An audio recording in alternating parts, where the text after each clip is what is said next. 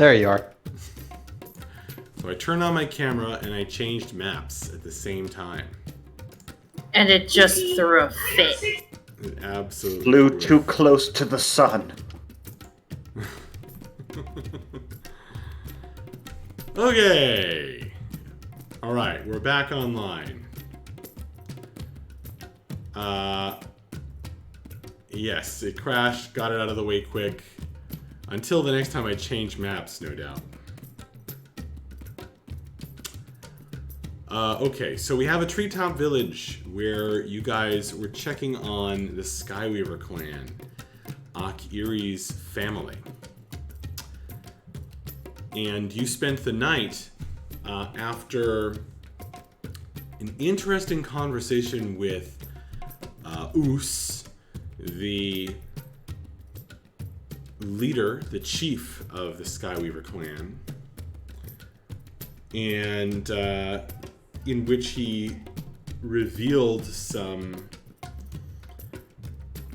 perhaps important tidbits of information. You also, Akiri, connected with your brother, Shadir, and you asked him to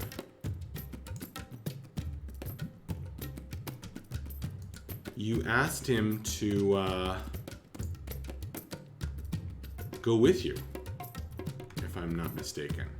And he has never really left home other than that misadventure from whence you rescued him. So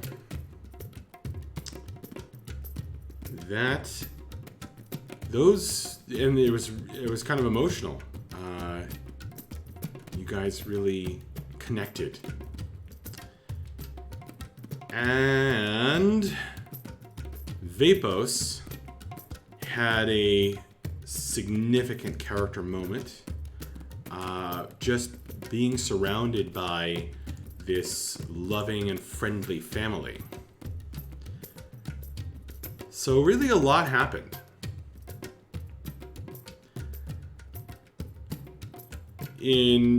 That was before you guys had some dreams. As the storm swept through the forest, you folks had some special dreams given to you. And you were all awakening with the wind still blowing from the storm, although the rain has let up a bit. And you still feel that swaying as you've slept peacefully. You still feel the swaying of the storm in the trees, rocked as if on a tall masted ship here in the Whisperwood. You were safe and warm, full of fruits, nuts, and roasted meats of a modest feast last night. So you awaken refreshed, regaining 2 hit dice, as well as all the other benefits. And here you are. It is a new day. Actually, I should update the calendar, because it is now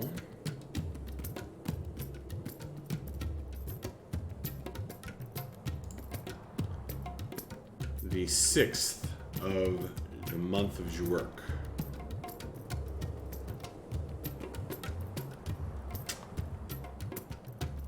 What do you want to do?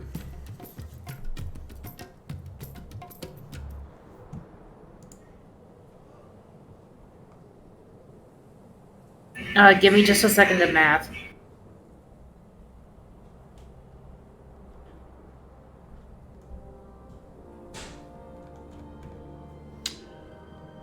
Well, while you're doing some math,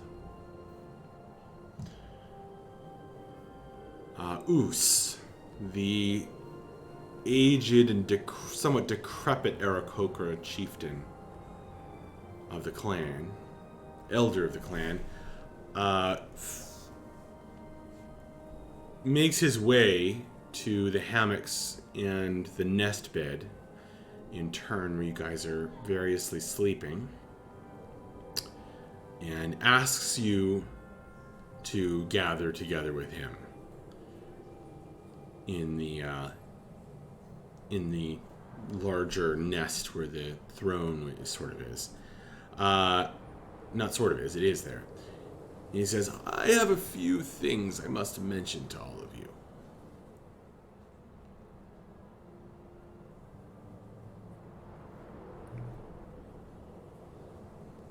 Yes, sir, please.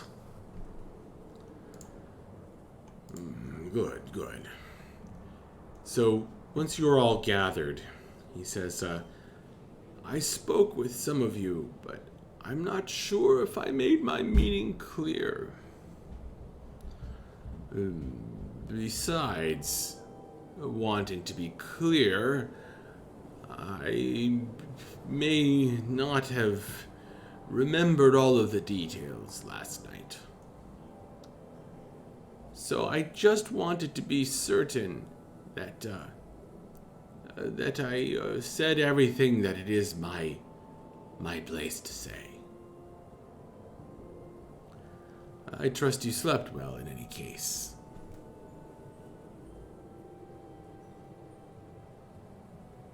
Better than we have in a long time. Good.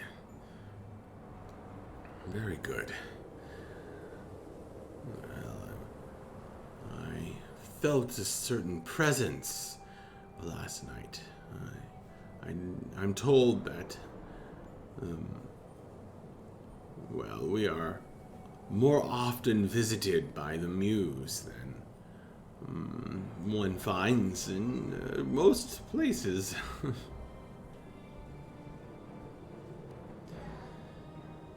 Well, to the point then.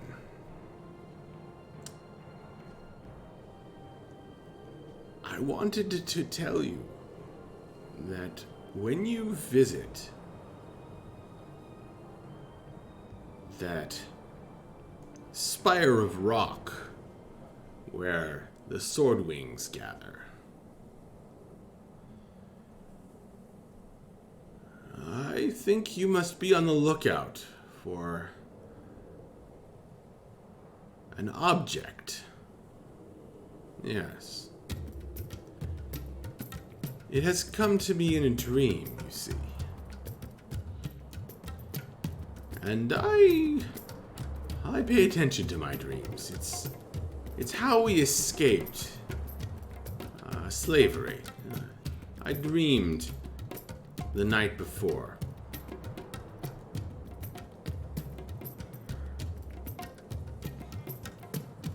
I dreamed of a feather meant to be worn in a hat or something similar, although in my dream it was carried. This feather was colored yellow and orange and black at the tips like fire. And it seemed to be burning.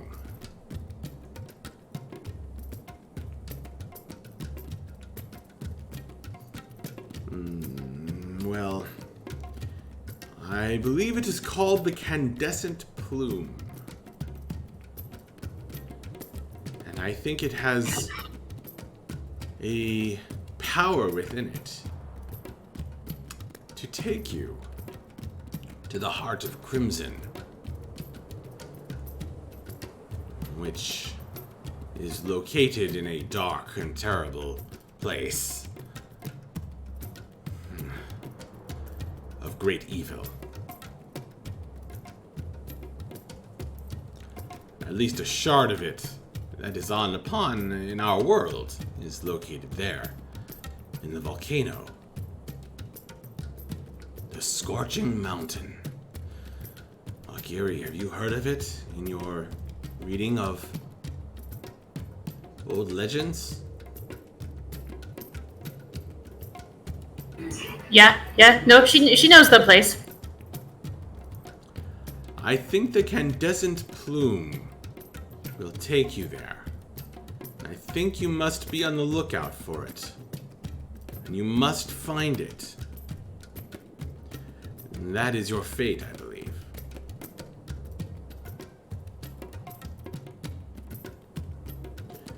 And when I say that is your fate, I mean you, the Wanderers.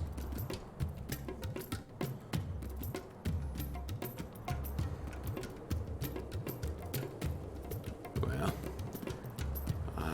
it won't be easy to get.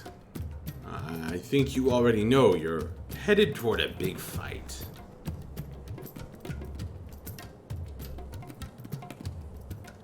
But in that fight, and he points his walking stick at Akiri, you will need to spend your energy influencing the leader. The powerful leader of the Swordwings, who knows not his own mind. I believe that he does not know what side he is on. A terrifying thought. But I think that in my dream, I saw you speaking to him. And he changed color as you spoke. It was very strange.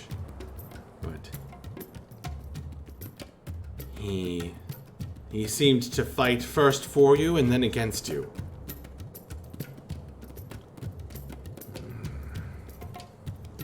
Now, you're probably going to ask me, what did you speak to him of? That's why I say you must talk to Alarka,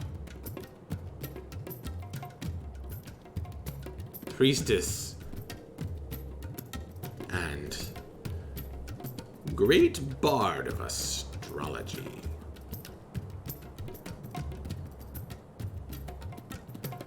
Only a frilled that gets a reading from Alarka will have the words of wisdom to influence Daisio.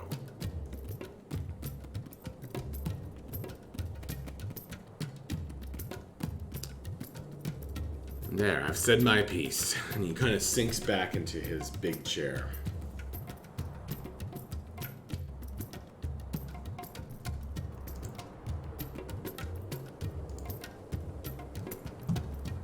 Thank you for the information, sir.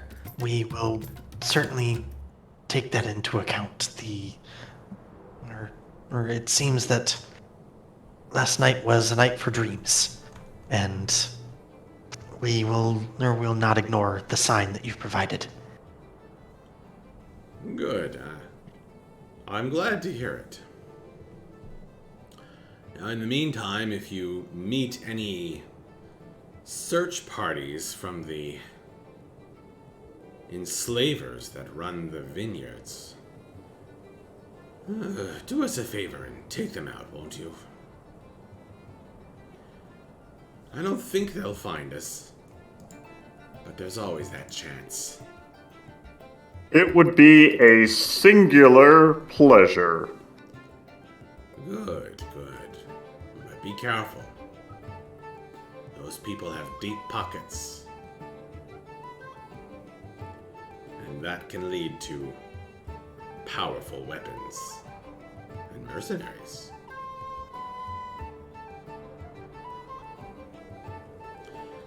Well,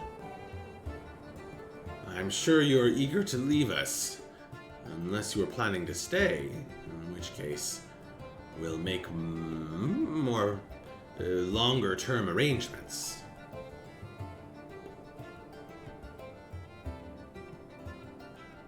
As much as we'd like to stay, I think that we're on rather a tight time scale. Of course.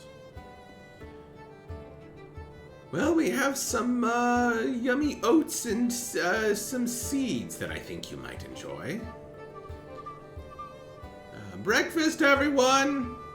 And there were some Aarakocras who were waiting outside the door, kind of for you guys to finish talking to Ouss. And as he calls them in, they bring in trays of oatmeal and various kinds of seeds, some of which are good for you guys to eat, and some are really like more for the Aarakocra palate.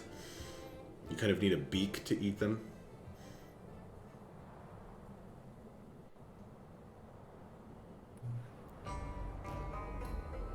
This is so generous. Thank you. Not at all. I'm just glad you're keeping little Akiri safe.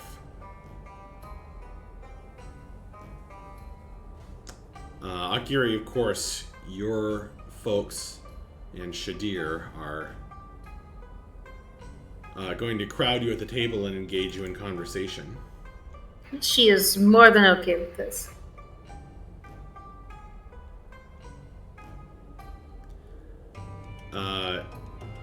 Of them, Sikar is the only one who puts in a very brief appearance at the breakfast table.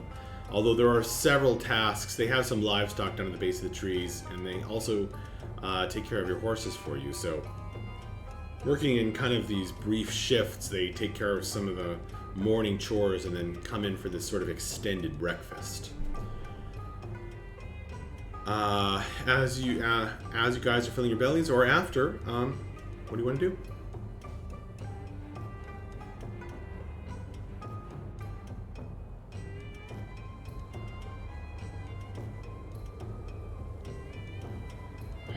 Well, Akiri, did you convince your brother to come with us?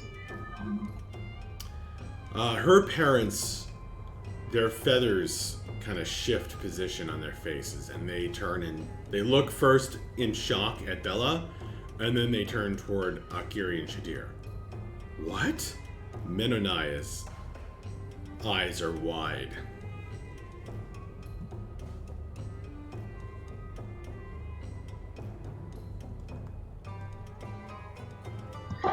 I mean,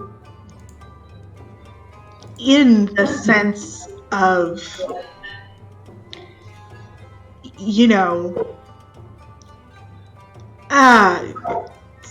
forget it. We think we know what Shadir's destiny is, and we're here to help him fulfill it. So you can be mad at me if you want to. I'm absolutely terrified of you, but I'm not going to let that stop me anymore.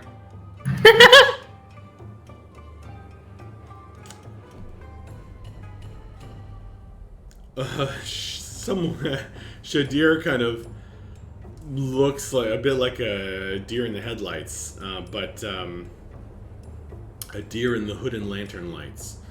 But kind of gulps down a mouthful of oatmeal and says, Menonai, Akiramid, parents, I'm older than my sister, and I know that you've always thought that it would be safest for us if we stayed here. But I think it's past time. I have magical ability. He mage hands the big bowl of oatmeal kind of up into the air and sets it down nearer some of the younger Aarakocras, and he says, the parents are just looking shocked,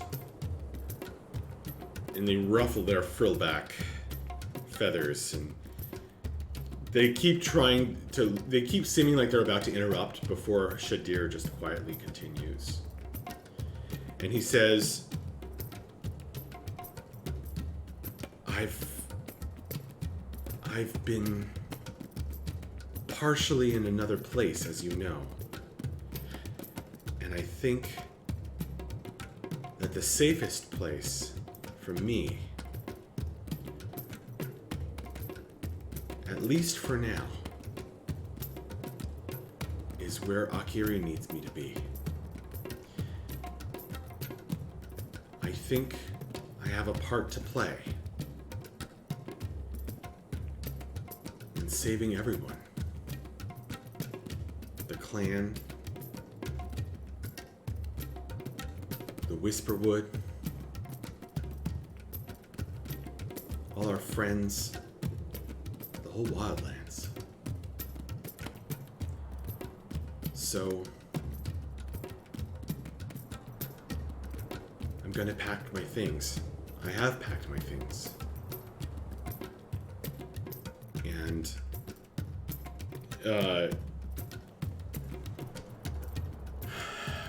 Menonai just bursts into tears. And Shadir says, Don't cry.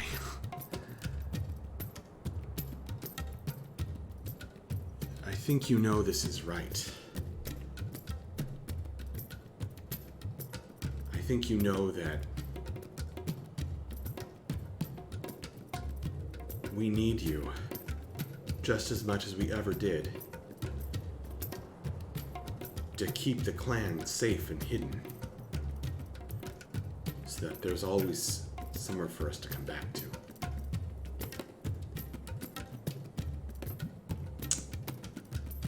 And then they just hug.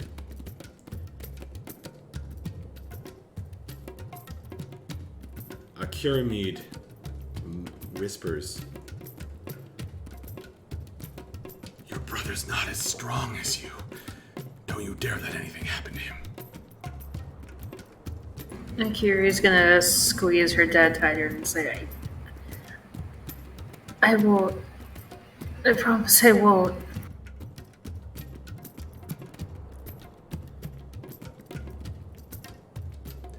That family is just kind of squeezing tighter. A little pocket of intense feeling as the breakfast is happening everywhere else. And everyone gives them their space. They all seem to know one another extremely well, so.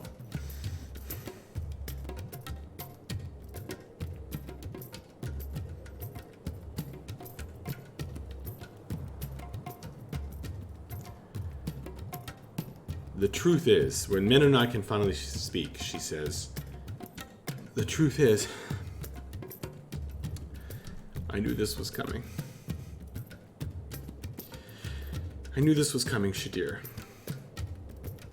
And that's why I made you this." And she gives him a kind of a necklace with 3 feathers in a amulet woven of these special twigs. She has one for Akiri as well. She says, "One each of our feathers. I know they'll guide you home if you ever need it."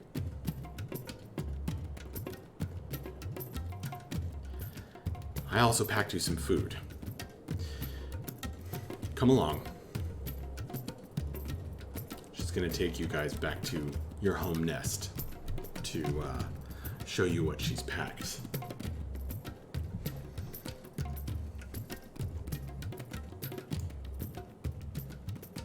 As Akiri's family is getting up and like going to leave, Vapos is going to stand up and kind of meet them at the entrance, and not really sure what he's doing. He's just going to kind of very stiffly bow to them and just say, I just wanted to say thank you for raising Akiri the way that you did. She's been a great help to all of us and has saved my life on many occasions. And I know that part of that is because of what you did to bring her up. So I just wanted to say that thank you, and I hope that Akiri will continue to assist us. And that I will do everything that I can to protect her and make sure that she can come home safely to you. Her mother Menonai drags you into a big, teary hug that soaks your shoulder, your already innately wet shoulder, with tears. And Kiramid, her father, turns to Akiri and says, I like your boyfriend. Akiri blanches. Yeah, I think when he says that, Vapos just completely freezes and like the water in his face starts getting slowly redder. She blanches until she looks at Vapos, and then she just dies with laughter. Don't laugh, that's not nice, says Shadir. No, I apologize. I think I No, may don't say have anything more. Not another word. I may have misrepresented. You have to pack. Not another word, please. But you're part of the family now. We just hugged, and he hugs you. Now you've got both her parents hugging you, and they really aren't letting you talk. Okay. Akiri is still just dying because poor Vapos. But it's honestly like a really sweet gesture, so she's not stopping it. She'll explain later. So, that as you eventually will break off and head to the family nest, Shadir, in a flash of his old personality, starts teasing you.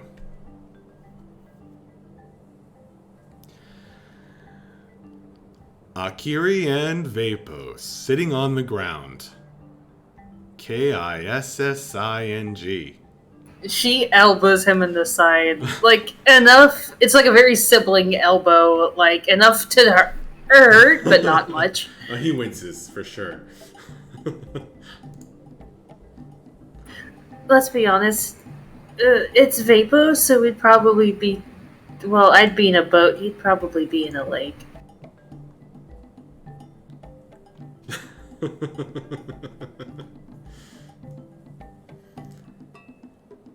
Alright. And then she goes off to help pack. Or she goes off to pack and possibly help him pack, depends. The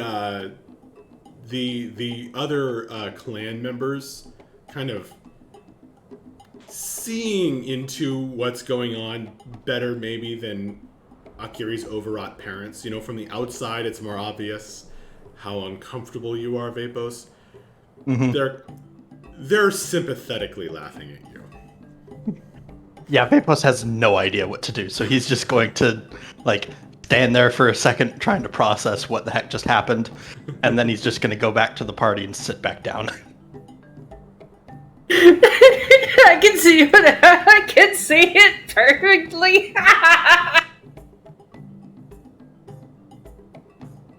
Amazing. He's just going to mechanically eat the rest of his meal as he tries to figure out how the hell he's going to get out of this. He's still blushing, isn't he? Oh, absolutely.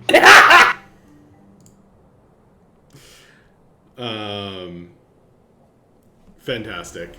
Amazing and incredible.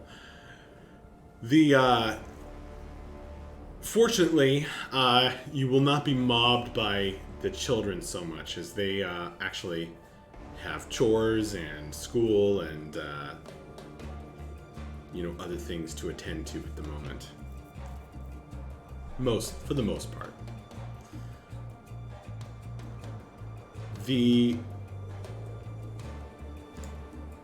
In the quiet, Saya,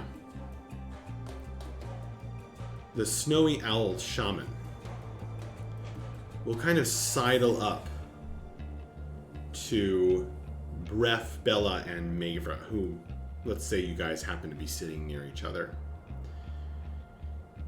And Saya fixes you guys with a look. And she hands Bella a book and says, "Sign, please. It's one of your books." Oh, yes. Always nice to meet a fan. Who should I make it out to? Saya, Saya. All right. I will happily sign her book with a little note and hand it back to her. Shaman of the Skyweavers. Oh, thank you. You in signing it, you see it's actually one of your older books. One of the first ones you ever wrote, but it's like severely beat up. It looks like it's traveled through several hands, and in fact there's like somebody's name, it's been scratched out in the top corner. Awesome. But she thanks you. And she looks at Mavra. And she says, "I'm sorry your friend left us a few weeks ago."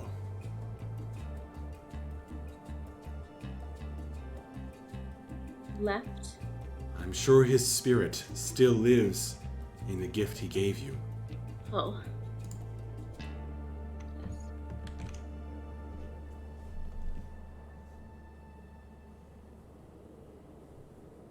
Mayra just kind of nods her head.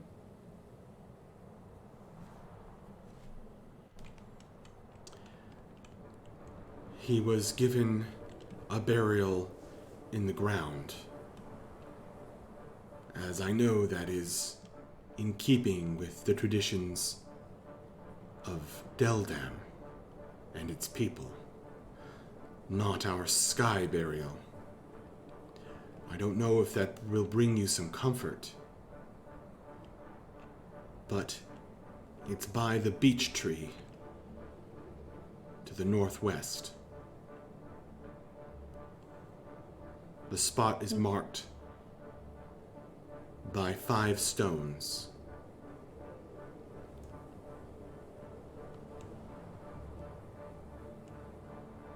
Thank you.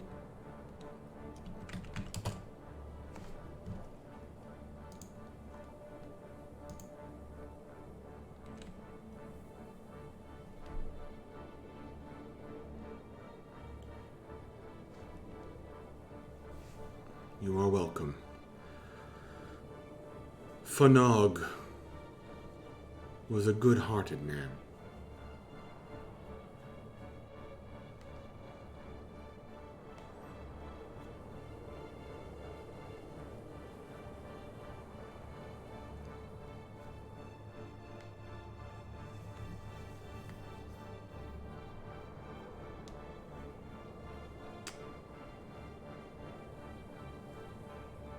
Well, it will take you some time for Shadir to say his goodbyes, to pack up your stuff. Are you guys leaving, or are you staying for a while?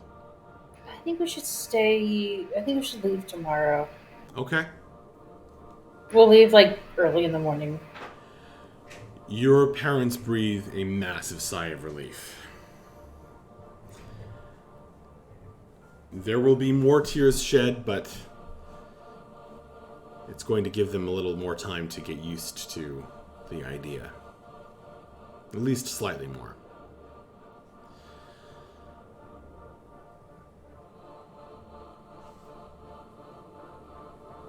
Anyone that hasn't refreshed their inspiration, please do so.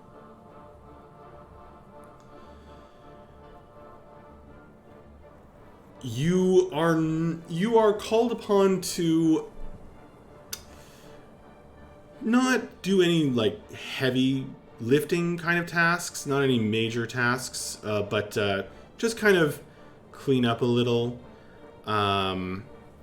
sensing the right energy from breath. A few of them are. One mother asks him to watch her child. Absolutely. You guys are kind of asked to do some of the washing up. It's a little bit more of a pain because they have to lift the water up into the trees or take the dishes down and then back up again. So it's a little more complicated. Yeah, Vapos will throw himself into the washing and use his control water to help manipulate that. There you go. There you go.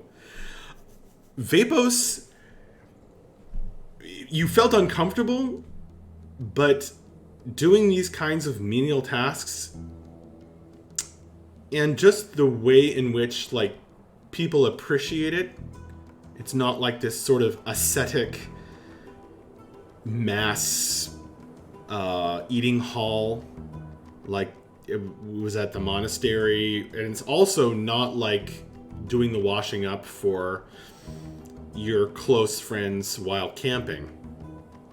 This is a home. This is a kind of a communal home space, and you have that feeling again that you've been having quite a lot here, of just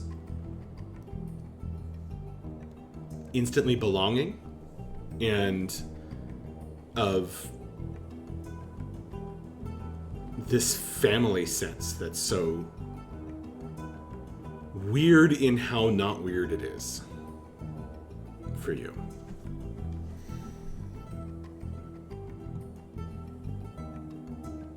Cool. Yeah, I think now that Vapos actually like has something to be doing, I think he's starting to feel a little bit more comfortable with it. Like, you know, this is an unfamiliar way of doing a familiar thing to him. And so I think that's going to give him a chance to kind of loosen up a little bit. And so, like, if any of the kids are around when he's... Oh, yeah. Or when he's washing up, he'll do a couple little tricks with it. Like he'll pull out his elemental arms to have them do the washing, that kind of thing. Wow! Look, he's using magic to wash the dishes. That's cheating. I wish I could do that. Perhaps you could learn. There's actually not as much magic to this as you might think. It's more about understanding your own body and what it is capable of. Oh my gosh, I'm gonna go ask my mom. So you will gather a bit of a dishwashing audience, and the kids are gonna help dry, of course. Okay. And yeah, just kind of basic tasks like that. They're gonna kind of ask you guys to help out with, because daily life can be a busy one. Yeah, as Vapos draws a bit of a crowd, he's probably going to start talking about just like basic breathing techniques and stuff. Okay. Again, just kind of getting a little bit into the groove of something that's a little bit more familiar to him. Like, teaching young kids is probably one of the last stages of his training, like helping them to get through the very basics. Okay. Because like teaching is a part of learning in a lot of martial arts and stuff. And so, again, he's finally in something a little bit more familiar to him, so he starts falling back into old patterns as a way of trying to deal with it. One of them seems a lot more interested than the others. Cleek, who is a actually older than, she's not a kid, but she comes over and like overhearing you talking about it, and she gets really interested. She actually asks a few questions. She's a red-tailed Aarakocra like Ouss. Okay. And she's very interested in what you're talking about, and she shares that they've had one or two travelers through here who meditated, and this sounds familiar in that way. Cool. Yeah. I mean, if he's got someone who's actually talking about, or like wanting to talk to him about what he does, then that's going to help him to open up a lot. Like, he will definitely be very active in that conversation and help not just, tell her the answer to her questions, but help her to kind of come to the understanding of why the answer is what it is, that kind of thing. Okay. And so he'll definitely be having an active conversation with her as he's working. Cool. She asks a few questions like, what do you think about when you're doing the breathing exercises, and how do you do them properly, and things like that. Cool.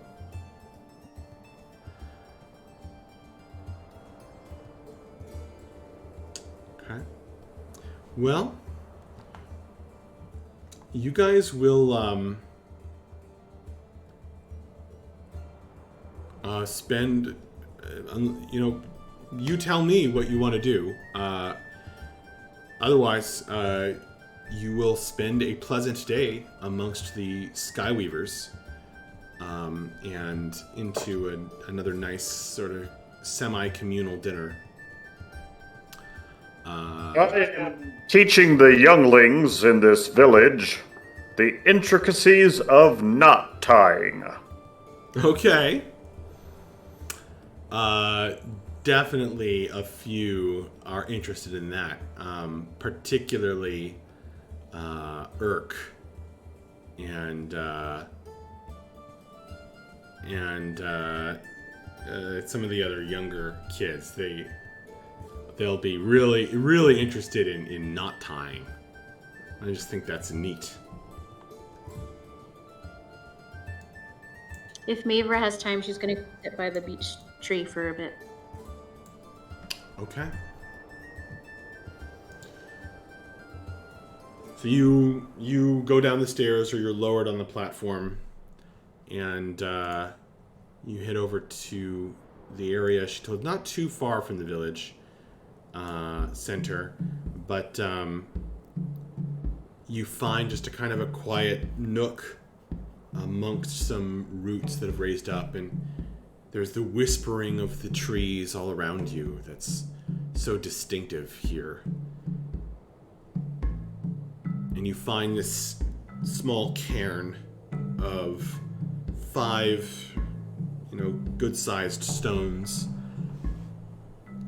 And there is a piece of bark that's laid on top of them. It doesn't look like it's really gonna last, the bark, but it's scratched on or painted onto it is Phonog Leadforge.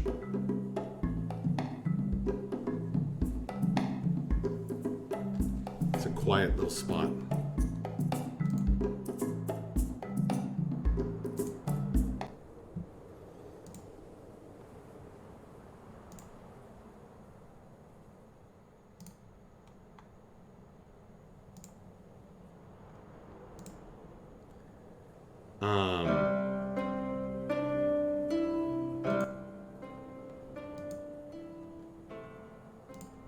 I think you'll all come away from that experience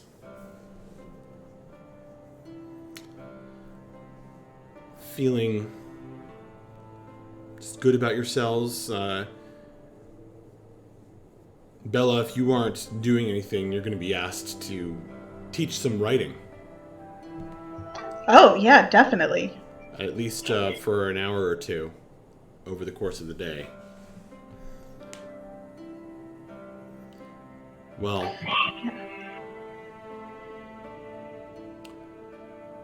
you'll all get 5 temp HP as you spend the day doing things that really build you up and make you feel more full of life. If we're using my stress system, you'd also clear more stress.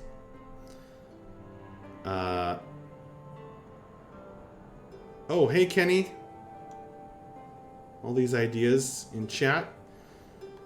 Manthos, Screen Aim, and Taladar hanging out as well. Hey, folks. Okay. You'll sleep soundly through the night. Most likely.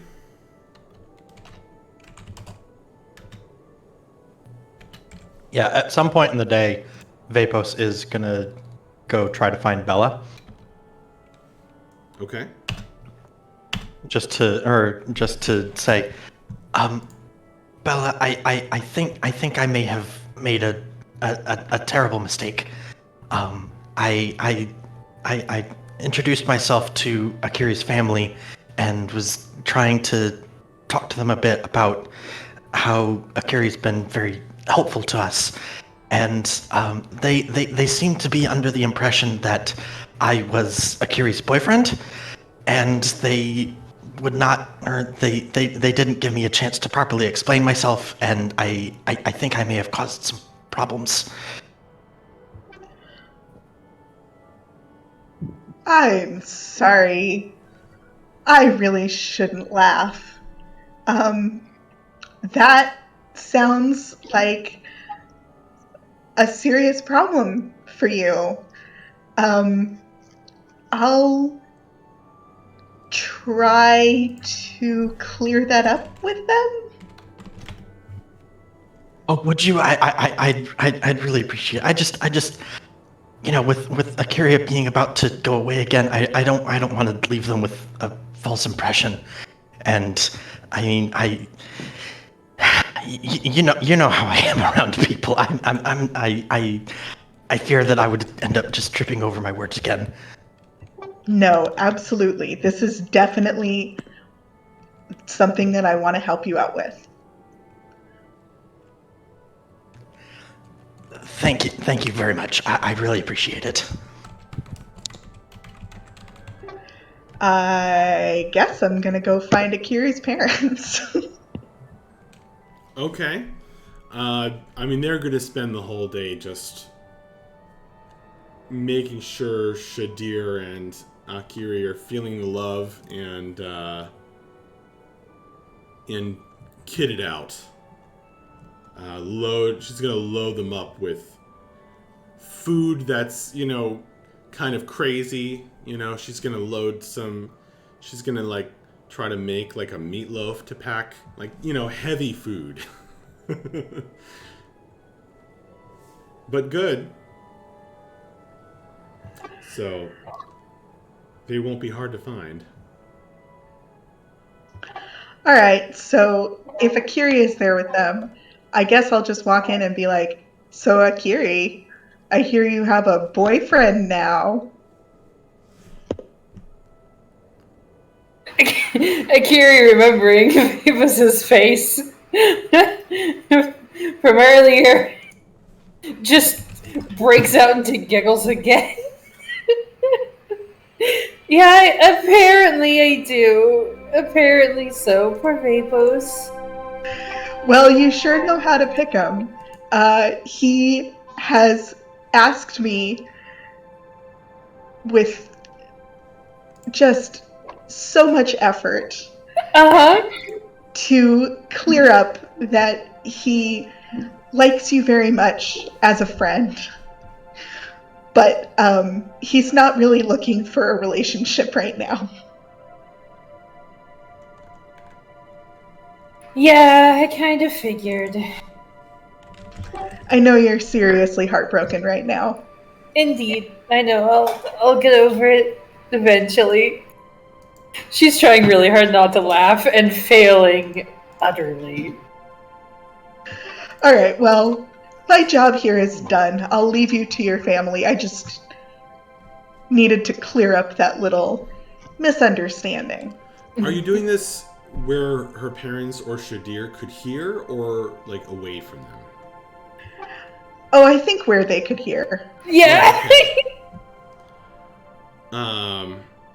Well, Menonai is going to be very disappointed, and she's going to turn and she's going to say, "Oh, well, don't worry, dear. If it's meant to be, it'll happen soon. I'm sure of it." And Shadir is he's just cracking up because he figured out what was going on. I bet he did. He's like, you know, Akira, you shouldn't sell yourself short. I'm sure he's more interested than he's letting on. He's just, you know how boys are sometimes. Akira realizing her brother also knows what's happening. And also just cannot resist taking the piss out of Vapo's because it's so funny. Poor guy just shakes her head and says, he'll come around eventually, I'm sure. Oh, yeah. Well, he ought to hurry it up a little bit. That's Akira Mead speaking. Akira's gonna share a look with Shadir like, our poor parents.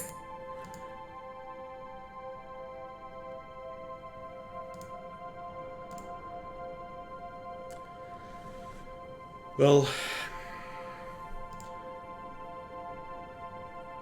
anyway, we'll just put a little pressure on him. Just a smidge.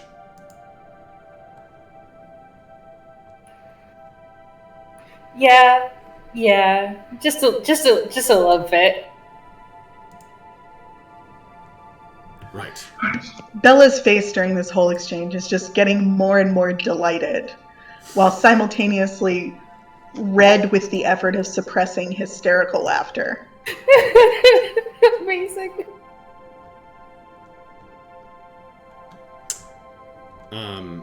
You're not sure whether they noticed that or not, but they will continue packing their kids up a bit much.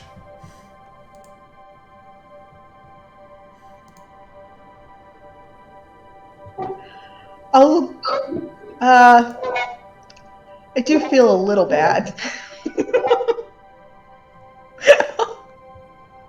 I'll go back to Vapos and warn him. I'll say, I'm sorry, Vapos. They seem to be under the impression that you just need a little more encouragement to take an interest in their daughter. We'll leave soon.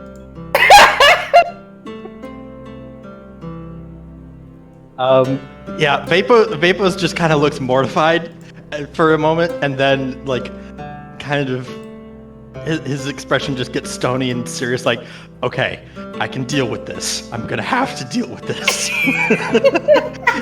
And he just kind of nods at Bella and just says, I understand. Thank you for trying to help. I suppose I'll have to take it from here. I'm sorry. If you need a wingman, then just, give me a gesture or something and I'll rush over. Okay, thank you.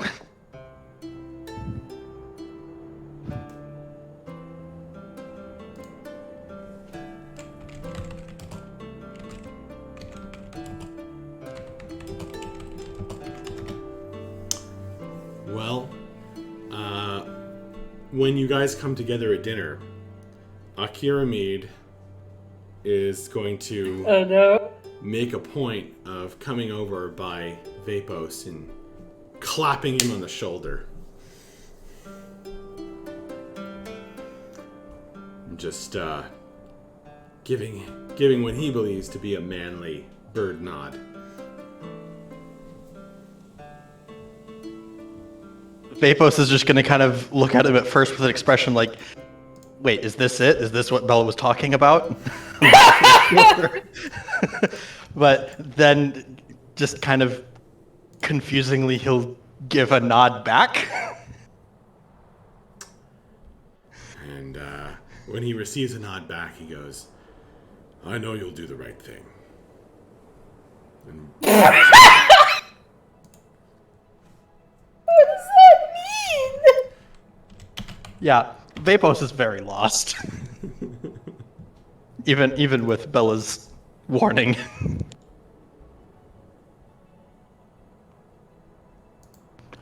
But he just says, yes, sir. I'll do my best. right. He gives you a big wink. Just have confidence. Don't be intimidated.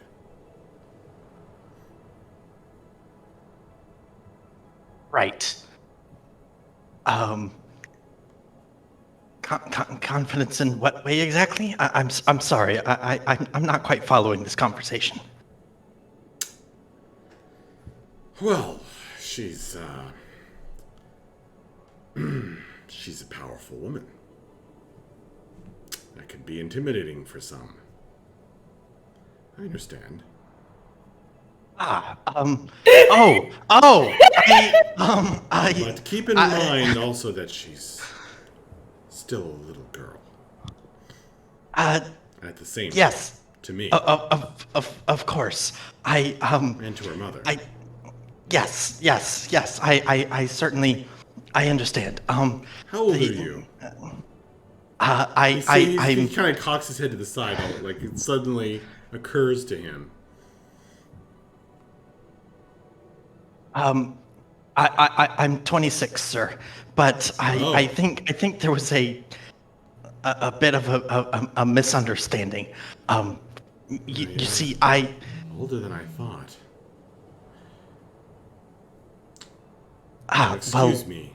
I'm sorry. And you see he goes over to talk to Men and I. Oh no! Okay. If Mennonite starts getting involved, Akiri's gonna step in and save his ass. Vapos, these people have a habit of just cutting you off when you're hesitating. Yep, and he has no coping mechanism for that, so he just kind of stands there with his finger raised, like, oh dear.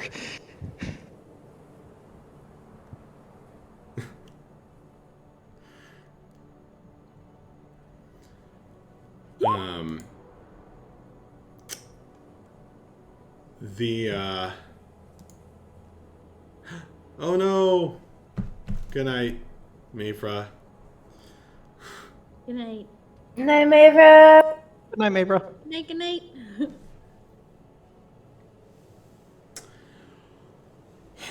Well, that is more or less the end of it, unless you guys do something. But they're just going to... well, except for kind of as a parting thing, they're going to just talk to Akiri about being careful.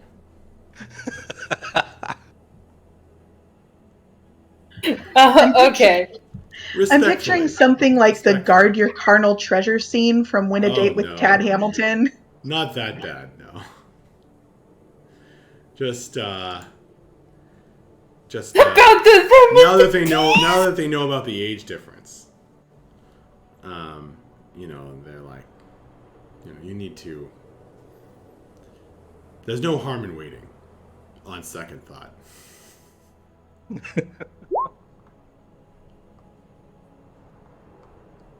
Akiri, when they figure that out, is like, yeah, no, agreed. The them and the bees.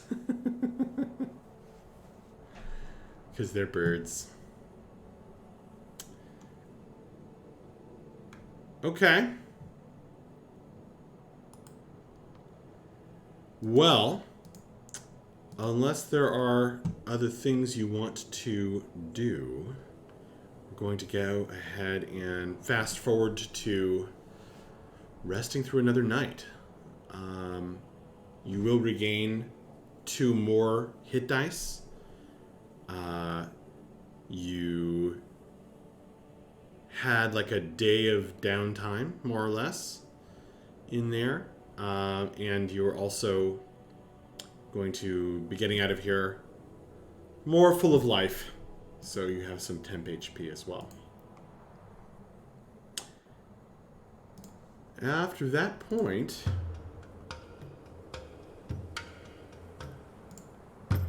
it will be the 7th of Zhurk. The tearful goodbyes will start first thing in the morning.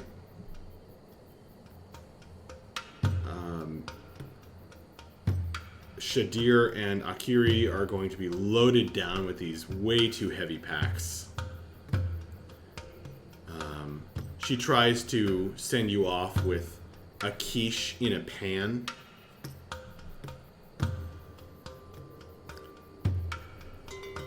Akiri graciously declines. Okay.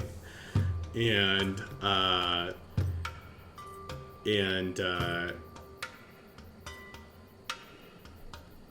they're going to Menonai is going to press a feather into Vapos's hand and give him a wink before you guys leave.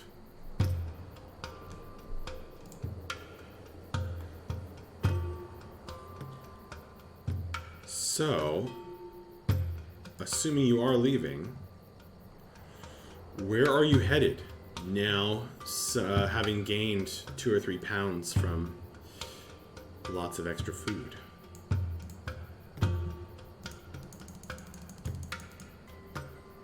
Give me a second.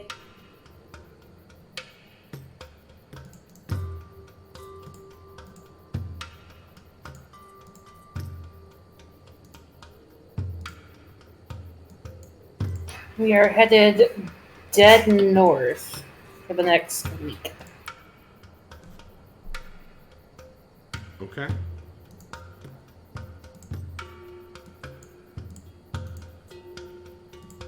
So, the party is headed north Yup. from the clan's village. Yep. Okay. Well, you will still need to make travel checks, but this is familiar territory. It's a nice sunny day.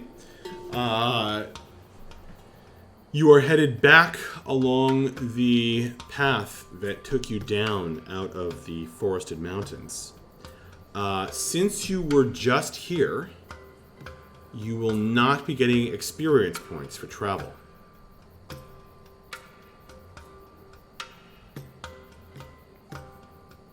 Okay. Who would like to jump in and help you guys travel safely, having come this way before?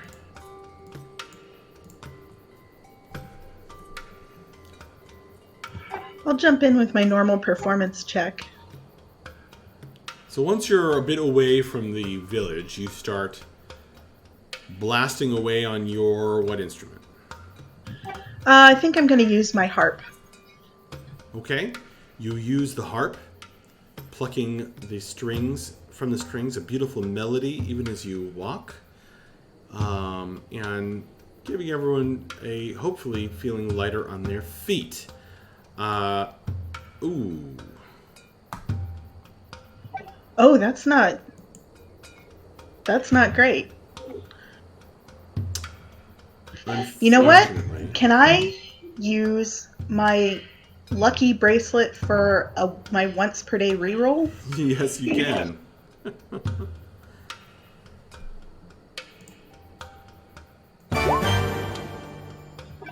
That was not better. Wow.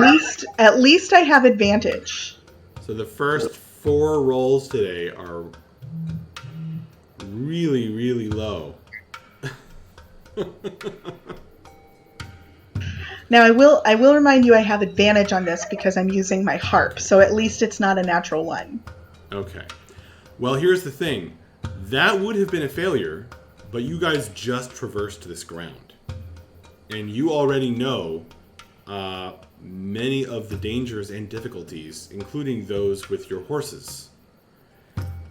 So the DC is quite a bit reduced, which is part of why you won't be getting experience points for travel. So a 13 is actually a success. You do feel lighter on your feet as you guys travel, following the wafting sounds of music, even as you meander through the whispering wood. Who else wants to jump in as Bella gets a little boost there? It's going to be a stacking 4 temp HP on top of what I already gave you. It's basically the Brave Sir Robin song, except it's actually good, so it's like kind of a bop, but it still makes you feel bad about yourself. I don't know how that helps exactly. Well, it's like catchy enough that people want to move on, but I still got a natural 4, so I'm just trying to explain. That's true.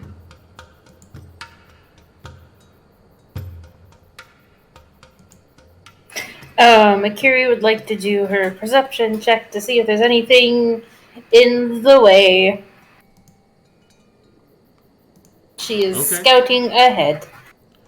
All right, you're going to scout the path. Go ahead.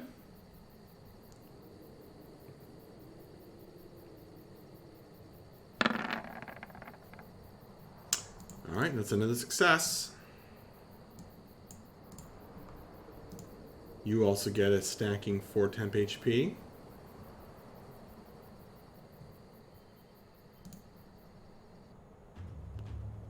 Who else wants to try their hand? You know, the food that they generously gave us is wonderful, but I feel like it could just use a little extra something. So I'm going to keep my eye out for naturally occurring herbs or other spices as we travel along. Okay. Just to kind of boost the cuisine a little bit. Okay. You bet. You bet. Find some nice herbs to go with the dried fruit and such that you are now carrying. I was angling for survival. Okay. Well, that is... you don't have advantage, do you? I mean, I'm not... Use the thingy. the thingy? Inspiration. Oh, yeah. I'll use the inspiration. Okay. Hey, there we go. Okay. Well, that's 3 successes. Go ahead and roll a D57 for me. D57.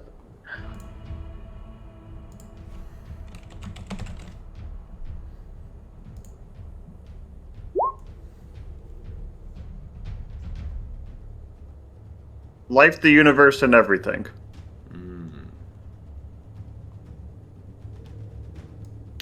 Okay. So, toward the end of your travels,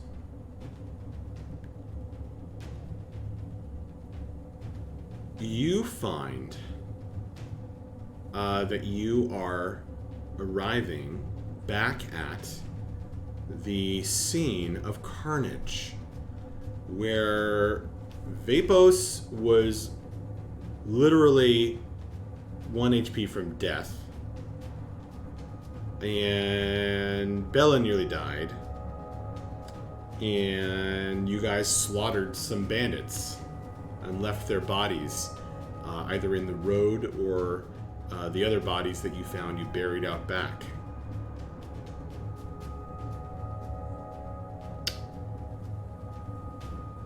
However,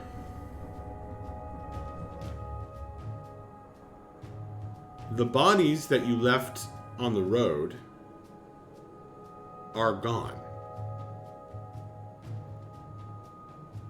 And there are several holes in the dirt around back of the building.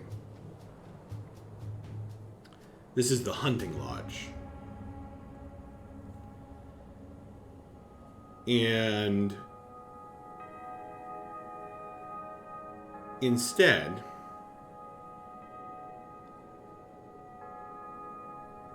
there is the body of someone else,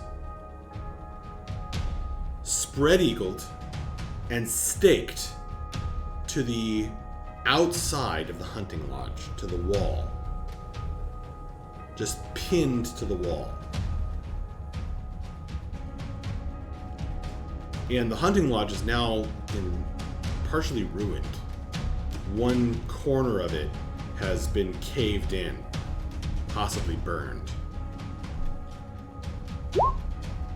In the dying sunlight, the person staked to the wall gleams and glitters, and as you approach, you realize that this is because the cuirass which this fellow wears is encrusted with gems. It's lined with these onyx gems that catch the light and reflect it back at your eye, scintillating marvelously.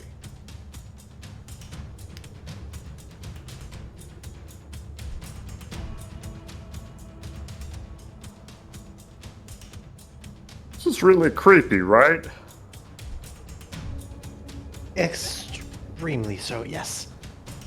There's a couple of bags nearby, and what looks like a disturbed circle of ground that's like been like flattened out. Right? Remember there was the thick grass? Well, in a circular patch that's been cleared. And that's where his like bags and stuff are. And you can tell that the it's also black leather, and it kind of matches the bone and gem encrusted cuirass which he wears. And one of the bags is kicked over, and you can see that spilling out of it, it looks to be some kind of glittering dust.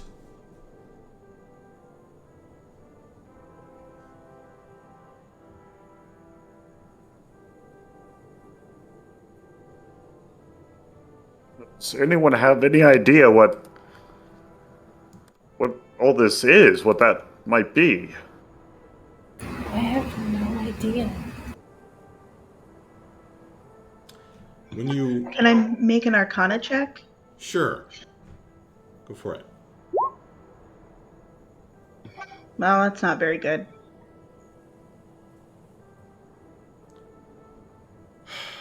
Well, even with that low roll, you can identify from his outfit and the paraphernalia on the ground. This is the body of a necromancer. Someone who raises and summons the dead.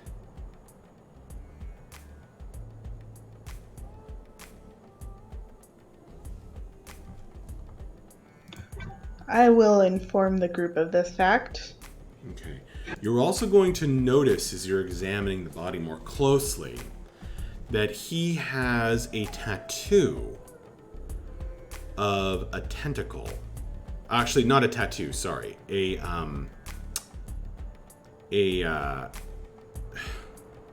carved into his arm.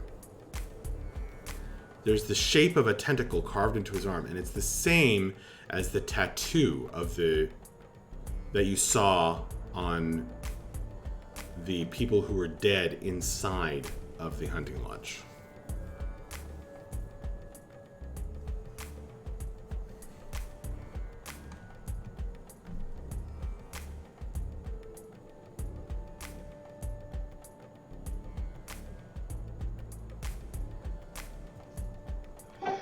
I'd like to do a closer investigation check in this area. All right, go ahead.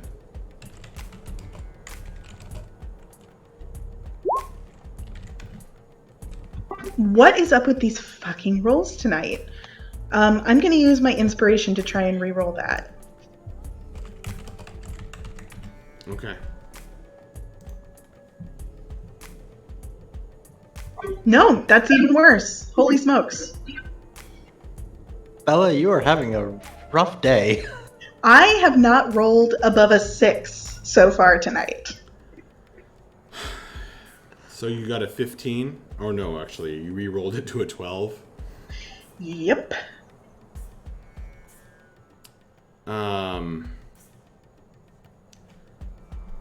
Well, the thing is, you start examining the area. You find his money pouch. Of course, he's wearing this valuable armor as well. And other little jujus. You find like a sort of... You find a little rod made of bone and string tied together, and feathers and bits of unidentifiable organic material. It reminds you a bit of that axe or the staff of Nezix. Oh yeah, him.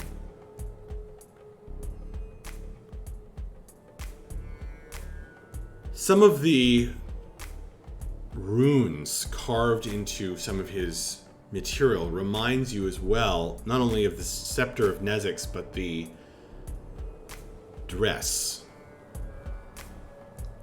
The red dress. Oh yeah, that thing. But then you get distracted. And the reason you get distracted is that whenever you get close to his body, you hear a whisper. You're out of the Whisperwood at this point. You're up in the mountains again. You hear a whisper. I foresee curses upon you. The destruction of your home. The downfall of your family.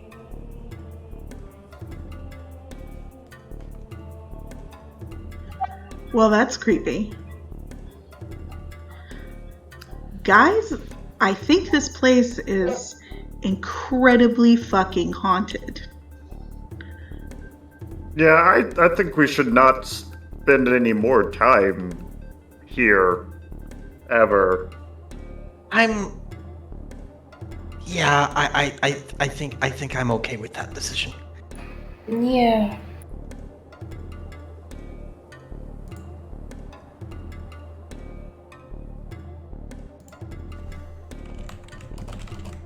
Okay, so you guys want to go away from the hunting lodge? Do you want to take any of the stuff? You know what? What? He's got his little baggies of things. Yeah. Do they look like very carefully arranged? They look like they... So with your investigation check, they look like they were. You know, they're arranged like what would have been a pentagram, perhaps? Like 5 points. But they've... The whatever was there on this cleared area of ground has been kicked or scuffed out, and the accoutrement, the wand, the bags of stuff have been disturbed and moved around, kicked over in one case, and you see that it's this glittering dust that came out. Metallic, looks valuable.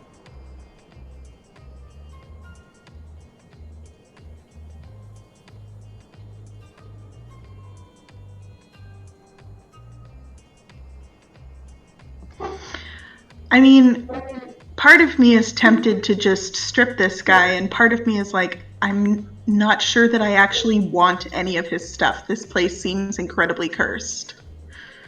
I don't think it's worth the risk. That, considering how often we've been cursed, I think I'm gonna say that cowardice is the better part of valor in this situation. Yeah, I think so. Are you at any point opening the hunting lodge door and looking inside? Oh yeah, definitely. Ah, okay. In that case, you will find that, remember the kind of the hunting traps that had been set below the doors and windows? Yes. Well, those have been deactivated.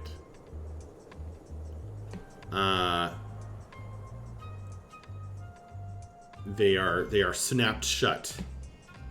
One has a bit of cloth or something in it. But just inside the door is a pulsating rune, a large symbol drawn so that you would naturally walk over it as you entered the building. Oh man, I do not know how to deactivate rune traps. Does anyone know how to deactivate rune traps? I mean, usually I just end up stepping on them. Yeah, I feel like that's not the solution I'm going for, but, keep going. No bad ideas.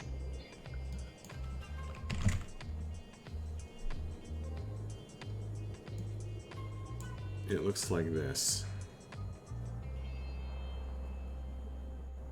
Oh, not again.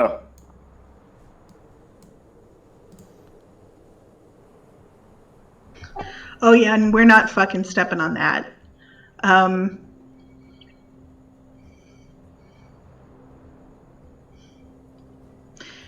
What does it look?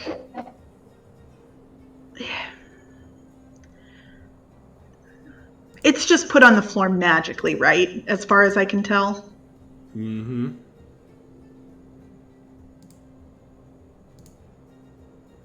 We could try just tearing up that section of the floorboards.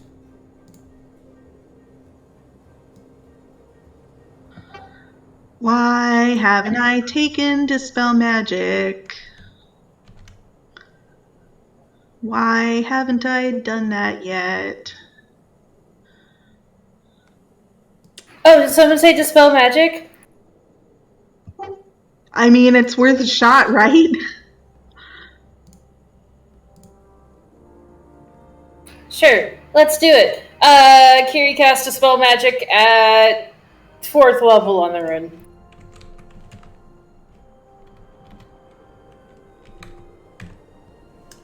Okay, at 4th level. Yeah. Okay. I'm gonna need you to make a. I'm gonna need you to roll a d20 and add your. What is it? Your wisdom, I think. Yeah, wisdom modifier. And look at Corey, assuming he knows what's happening. No, you're right. Then I'm just gonna roll a I'm wisdom just going check. off the spell description. I'm gonna roll a wisdom check because I feel like that's easiest. Yes, ability check using your spellcasting ability. What'd you get? 10. Oh wait. Inspiration. Okay. For the stream, I've officially allowed inspiration to be used for re-rolls because that's how people want to use it anyway.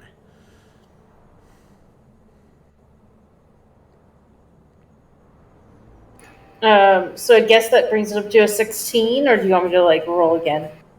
We've been doing it where it's a re-roll. I kind of like that so that it's not quite so certain. Oh my gosh.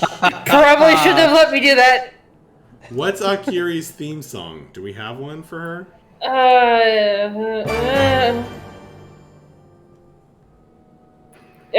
Pause. Maybe. I don't remember at this point.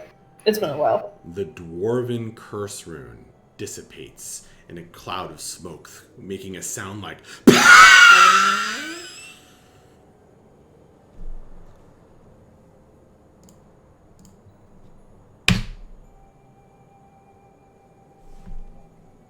Well done, Akiri.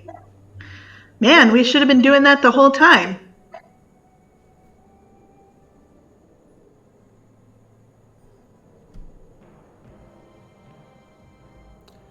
You have dispelled yes, it that with was a excellent work.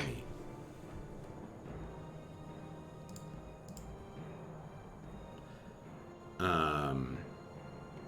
Thanks, guys.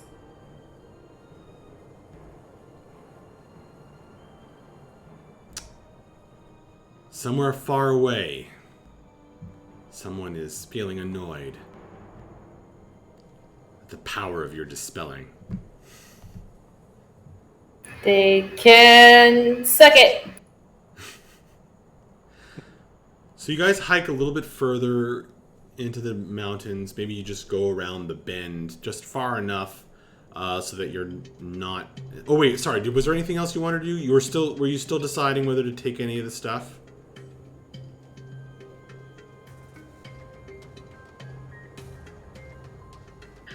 I think we're deciding not to take the stuff for fear of accidentally cursing ourselves again. Okay.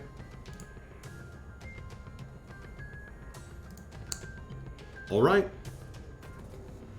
Well, leaving the glittering objects behind, you pass on a little bit. You go just far enough around the bend to find a good camping spot that's out of sight of the hunting lodge. Bed down for the night. And everybody go ahead and make a perception roll, unless there is something you would like to roleplay as you make camp and watch through the night.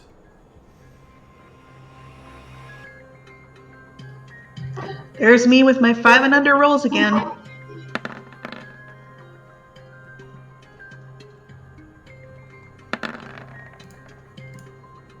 Mood. Okay. Are you lighting a fire tonight?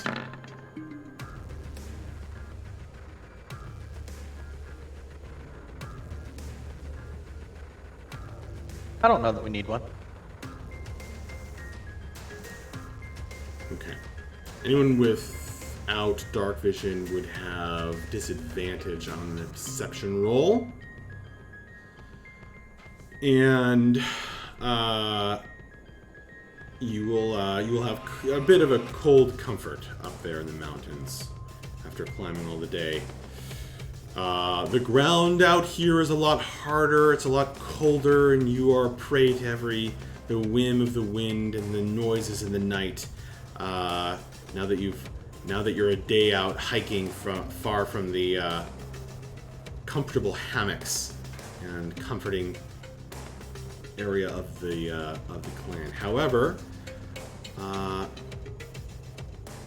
However, nothing disturbs you in the night. Just the normal night noises of the woods in the mountains here. The next day, you break camp, you set out again. You're still going north unless you tell me otherwise. Who wants to jump in and help? Again, you have... this is familiar territory. You're looking out to the east from here in the mountains when you get a good vantage point. If you climb a tree or something, especially, you can see down as the mountains kind of give way down below to swampland to the northeast and these fields and a flat plain to the southeast. If you're going to keep going north, it's still going to be quite rough terrain here through the mountains. There's not much in the way of paths. The horses are going to struggle, but it's familiar. You came this way only a couple of days ago. So again, you're getting no experience for this, but the check will be easier. So who wants to jump in and help you guys travel safely? You have now lost your temp HP from before.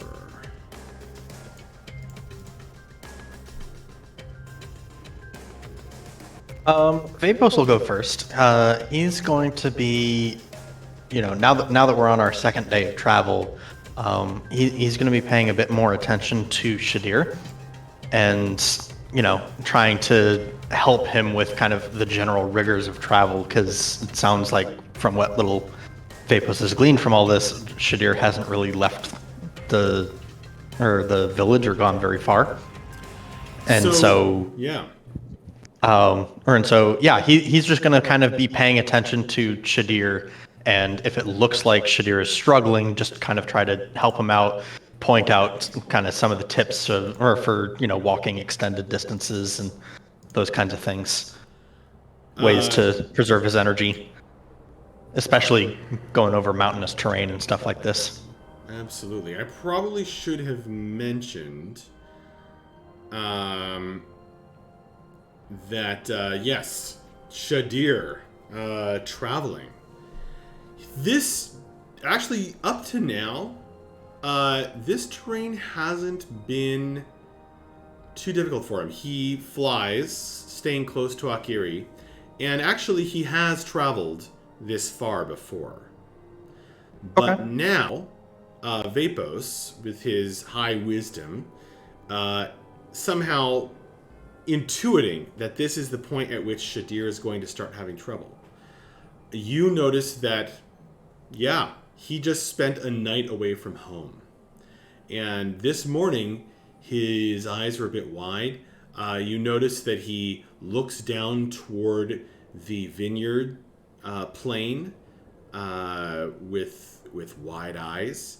And he seems to move with a limp, and when you talk to him, he kind of turns his whole body rather than turning his neck. Oh, thank you for helping me. Of course. I can understand how hard this probably is, and so just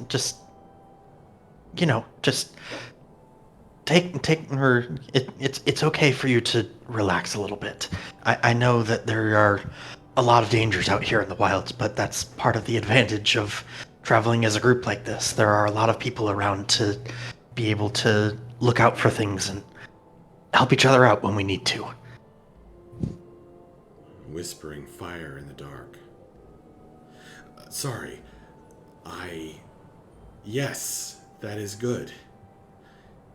That is so good to have such companionship. I'm very stiff. The ground is so hard. Yes, it's not quite like the beds that you had in the village.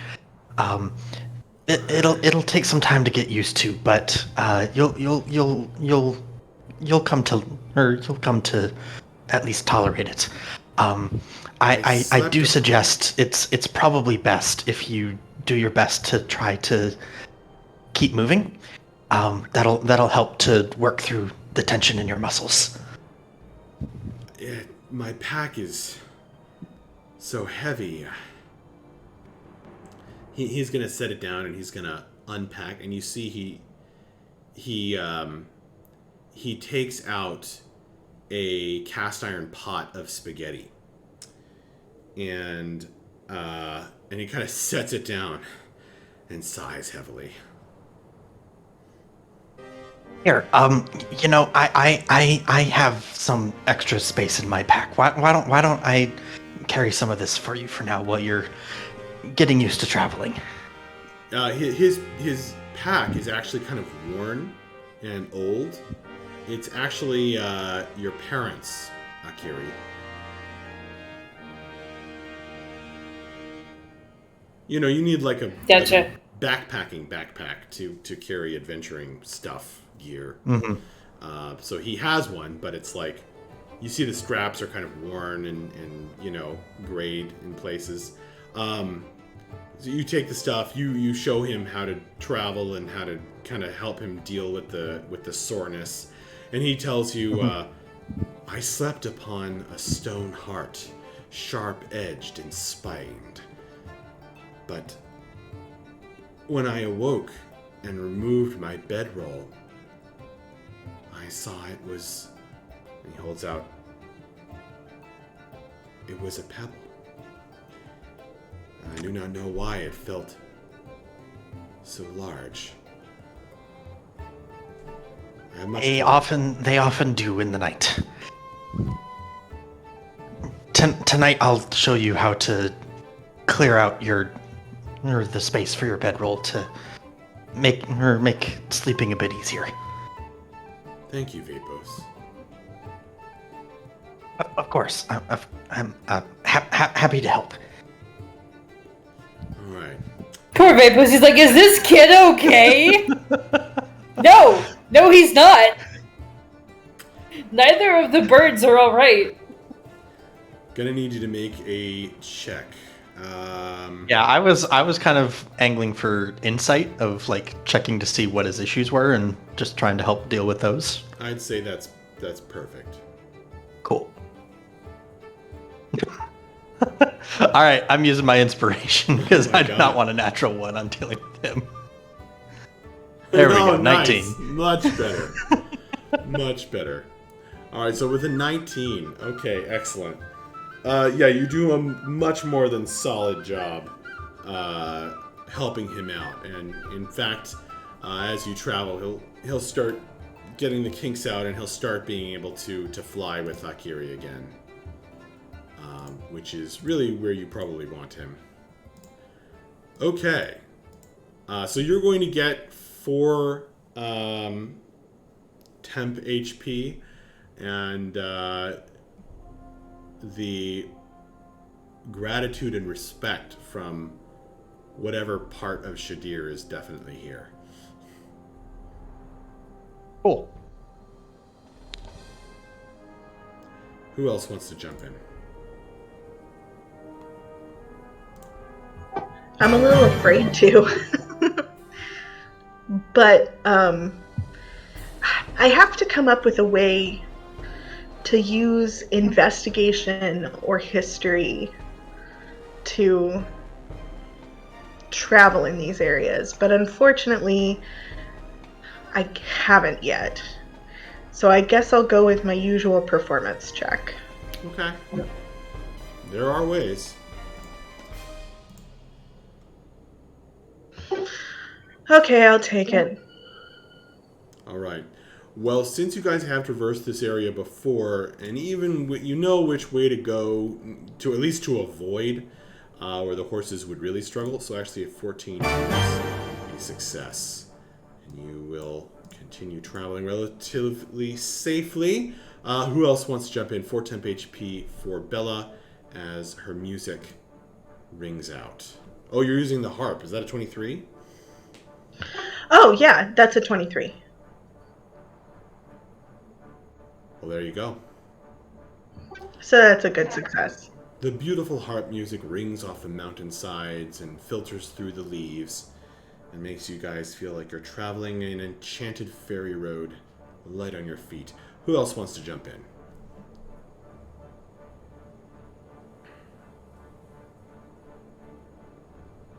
Hearing Go for it. Shadir mention his heavy pack, and just noticing everyone's kind of struggling a little bit, I'm going to call a 15-minute stop, kind of redistribute the weight, and make sure I kind of take on my usual extra share. I'm going to go out on a limb here and assume that Vapos quietly discarded the cast iron pot and deposited the homemade spaghetti in something else. I think, yeah, probably. Okay. Well, then that might make the redistribution of weight more feasible. Go ahead and make an athletics check. I think that's what you're going for, Bref? Broadly speaking, yes. There's not really a space management role. Take on Hey, extra there we weight. go. Very nice. So breath is going to be an inspiration to you all. His pack, nearly doubling in size, yet he springs forward along the road and scrambles up the boulders and leads the horses without seeming to get short of breath. He is pretty amazing. That is 3 more successes. Go ahead and roll a D57. Let's have Corey do it this time.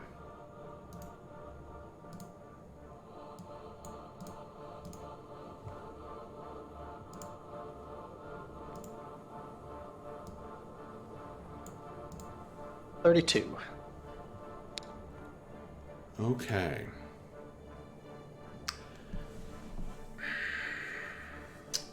A few yards off the path. This is around lunchtime when you guys are... Oh, I forgot to say. Shoot, that reminds me. Sorry, I'm interrupting myself here. You guys were given enough food for a day out of the Skyweaver Clan settlement. So you did not have to mark off a ration for that yesterday. Where was I? Okay.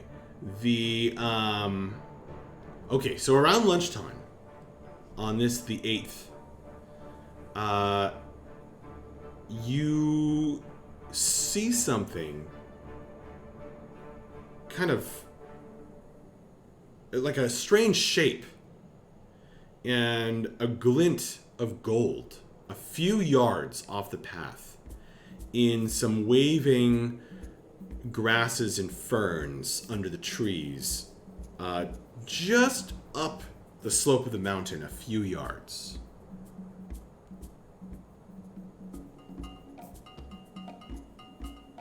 And as you get closer, you see that it is a painting with a gilded frame. It's pretty large, actually. The painting is about 5 feet tall, and including the gilded frame, and it's just laid there, set against a boulder. It's kind of beautiful. It shows a scene in like a kind of adobe house with a window on the sky, a sunny blue sky just like the one you guys are hiking underneath, and there's an empty chair by the window. That's what the painting depicts.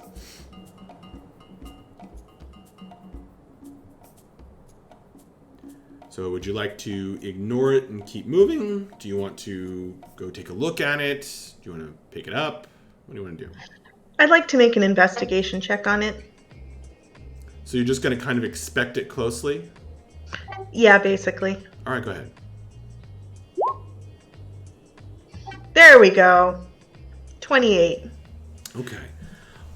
Bella, you examine it closely, and you see that along the gilded frame are these runes, these runes of magic, and the painting itself evokes an almost supernatural feeling of protection and peace. And you see the signature of the artist in the lower left corner. It says Goldhair. Ursula Goldhair.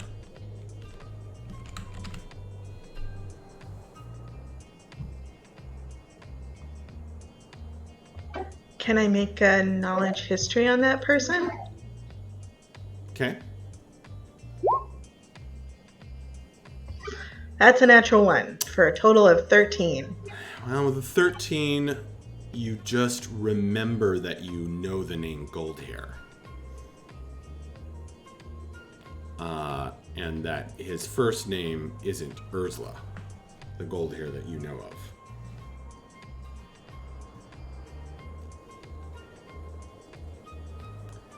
Hugh Grotum gold hair. Yeah, I remember him, but I guess this must be a relative of his.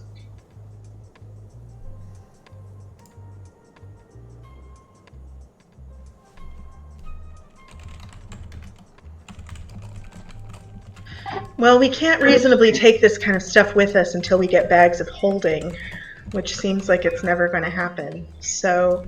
Well, hang on a second. You have specifically not picked up several bags of holding in this game. Yeah.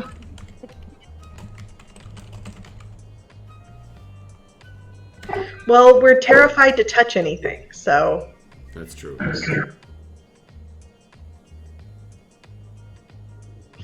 Alright, nevertheless, I don't think we can take this with us. So unless anyone has any better ideas, I guess we'll move on. Okay. I mean, I know I can carry a pretty big pack, but I think this exceeds even my capabilities.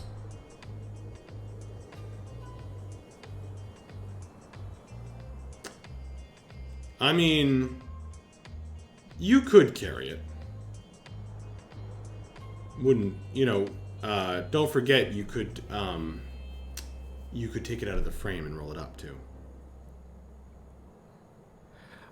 Breath has never spent enough time around paintings There you go. to think of them as anything other than something that rich people have on their walls that you never touch. Okay. Fair enough. Well, having traveled safely for another day, you guys are still in the Cloud Summit Peaks, and still somewhat familiar ground, but with the more mountains and forest up to the north, the swamp and the ruins half sunk in the wetlands down off to the east, and to the northwest you will, just as the sun is setting, be able to make out farmland, and possibly way off in the distance some twinkling distant lights of Arkney. Go ahead and roll perception checks and tell me if you guys have any role playing you want to do around the campfire, or tell me if you want to light a campfire, and or if you want to do any role playing during watches.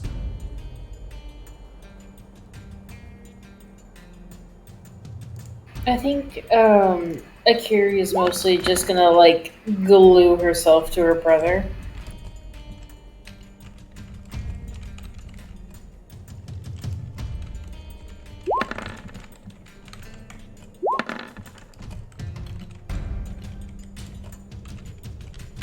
He is And still somehow. nice. Another 20. That's your second nat 20 of the night.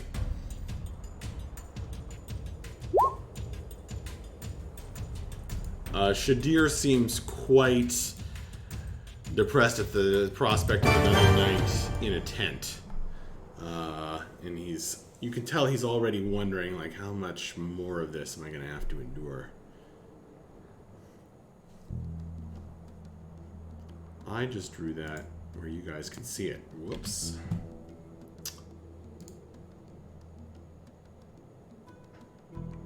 Okay. Did you light a fire or not?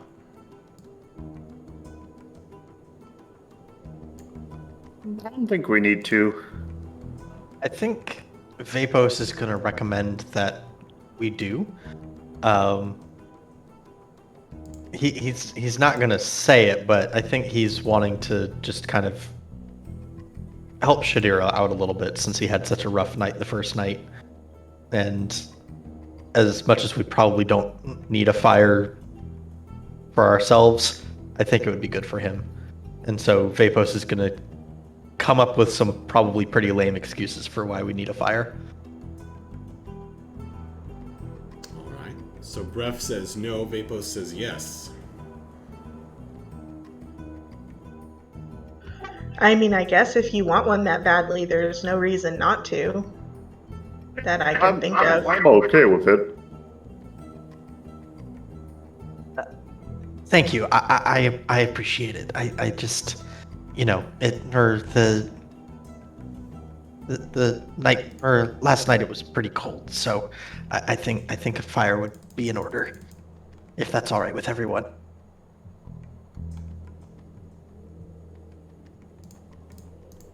Okay.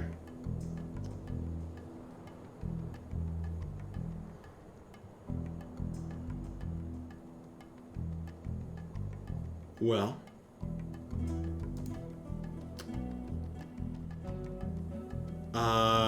would you guys mind telling me what order you think you would watch in?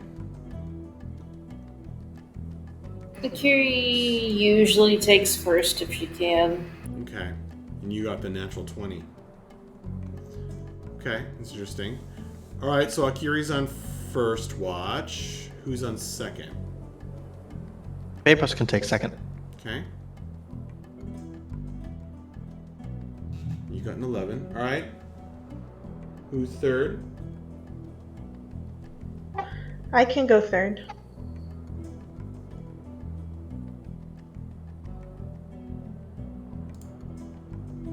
And like me and Mavra will go 4th and 5th. Okay. Well, that will help a bit. If you guys have more watches, means you get to sleep for longer, and the watches can be shorter.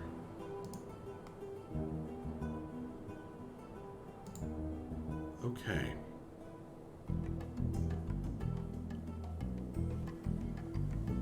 The sun sets.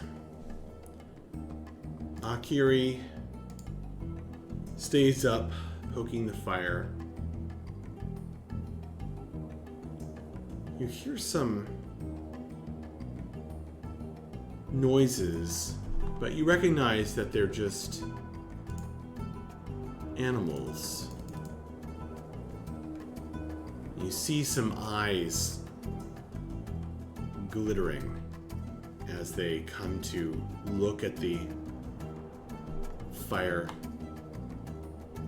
burning low.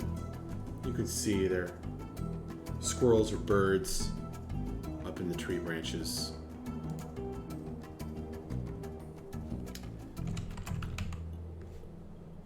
And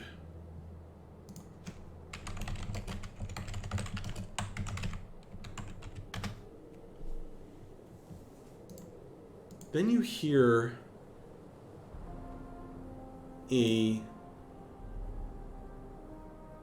another sound that would sound like an animal scurrying up a tree trunk. But something about the weight of it ever so subtly clues you in that it's bigger than a squirrel. It's a raccoon. It's even bigger than a raccoon. Oh shit, that's big. It's even bigger than a two-headed raccoon, which you've occasionally seen in these parts. Well, that's one hell of a lore drop there, Max.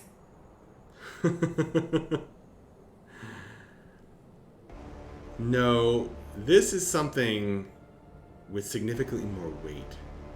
You look up into the darkened trees. Do you have dark vision? No. That's fine, because you have a fire lit. So you did get a natural 20. And you see some eyes looking down at you. And then, as you are looking up at it, you see in the darkness teeth appearing. Are you introducing Roll Nico's new character? Into, no. He,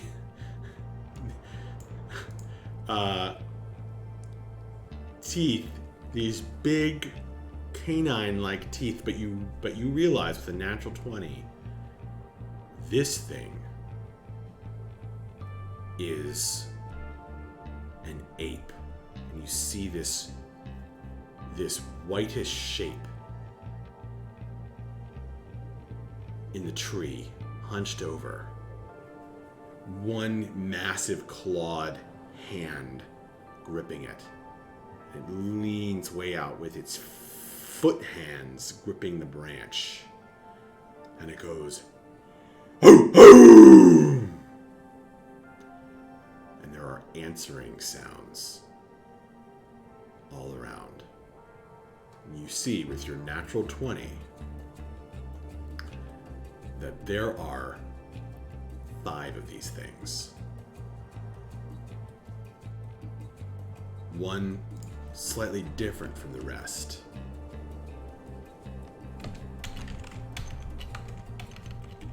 And that is where we are going to leave it tonight. Well then. Oh boy. This is fine. Everything's fine. That's what happens when you light a fire. It actually made the difference. Jeez. Sorry, guys. It's fine. Well, you did raise Shadir's morale from low to medium, so that helps. That's bad. Yeah, that's important. All right, guys. Well, thank you to Kenny for offering all these ideas in the chat. You guys, Kenny is always handing out these gold tips for you players, so might be worth checking out the recording sometimes. Thank you to Taladar, who hung out earlier. Thank you to the man with no screen name, who was making sure. Oh, there's Taladar. Hey, you're welcome, Taladar. Thank you. Thank you to Jeremy, player of Beref. Thank you to M, player of Akiri. Thank you to Kirsten, player of Bella. And thank you to Corey, player of Vapos. And thank you to Danielle, player of Mavra, who was asked to leave early. Good night, everybody. That was fun.